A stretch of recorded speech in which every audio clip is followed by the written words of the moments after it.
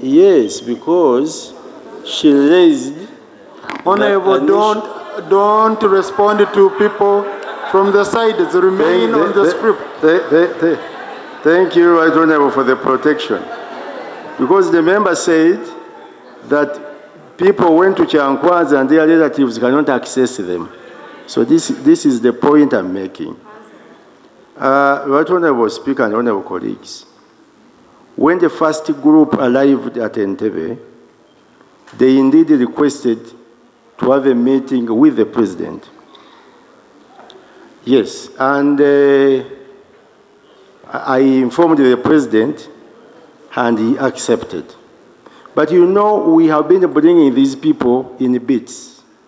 So we agreed with them that we need to have a one holding ground so that they go, but as we continue talking to them, because you see, these people have been traumatized. And now talking to them is like a therapy. And I tell you, they are very appreciative, very appreciative.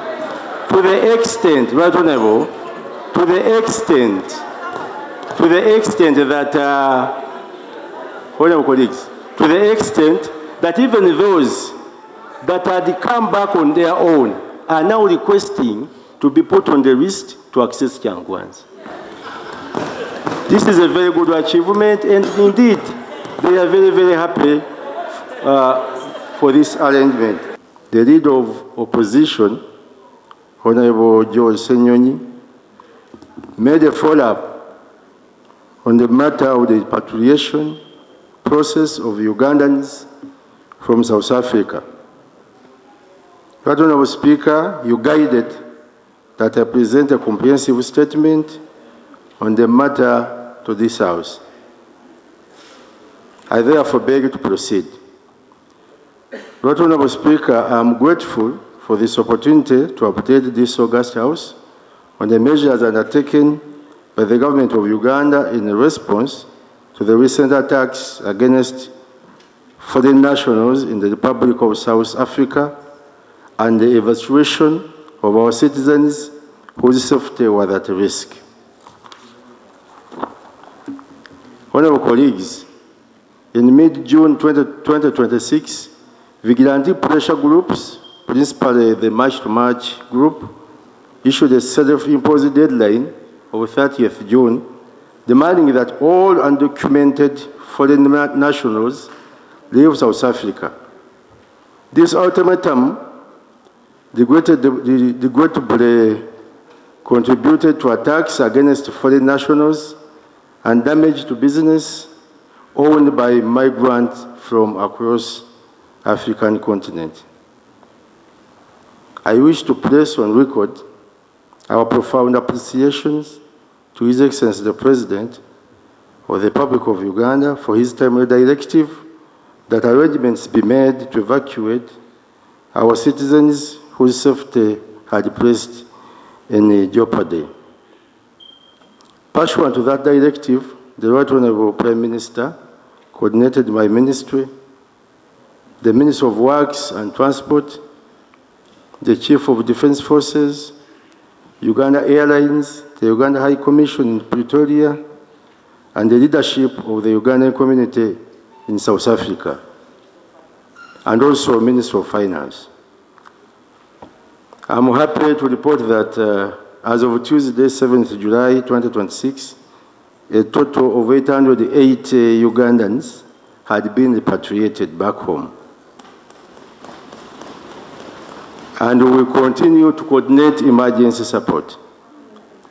The next phase of the emergency airlift includes one additional flight expected today, Wednesday, 8th July 2026, at 6 p.m., expected to carry an additional 250 evacuees. Accordingly, by the end of today, we shall expect to have successfully evacuated 1,130 citizens, Ugandan citizens from South Africa. Right Honorable Speaker and Honorable colleagues, the phenomenon of xenophobic violence in South Africa is not new. Since early 1990s, and more visibly from 2008 onwards, the country has experienced periodic outbreaks targeting foreign nationals, often in communities grappling with severe unemployment, poverty, inequality, pressure on public services, and competition for informal trading spaces and employment opportunities. These underlying pressures, coupled with reports that several evacuees had lived in the country for many years without documentation, underscored the need for urgent, coordinated, and decisive action by the state. Right Honourable Speaker and Honourable colleagues, no grievance, however deeply felt, can ever justify violence against fellow Africans. Where criminality is alleged, it must be addressed through lawful and orderly processes, and must never be attributed collectively to any nationality or group of people. Acts of xenophobia erode social cohesion, undermine public order, and offend the principles of human dignity, justice, peaceful coexistence, and most importantly, Pan-African solidarity. Uganda and South Africa enjoy warm, historic, and mutually beneficial bilateral relations, strengthened through trade, investment, education, tourism, defense cooperation, and people-to-people exchanges. It is therefore imperative that these incidents be addressed firmly, lawfully, and constructively, without diminishing the enduring friendship, mutual respect, and cooperation that exists between the two countries. My ministry continues to engage our South African counterparts through established diplomatic channels to ensure the safety and welfare of our citizens. We note with appreciation the assurances given by the authorities in Pretoria regarding the protection of our legally documented persons with their property within their jurisdiction, as well as their commitment to investigate incidents of violence and ensure that those responsible are held accountable in accordance with the law. These events, Right Honourable Speaker and Honourable colleagues, also remind us of the need to intensify state-led interventions aimed at addressing unemployment and expanding opportunities for our people, including programs such as the Partial Development Model and other wealth creation programs, so that Ugandans are increasingly able to pursue dignified and sustainable livelihoods at home. One of the 4 principles is about Pan-Africanism. We do understand, Right Honourable Speaker, that our brothers in South Africa ought to have understood this.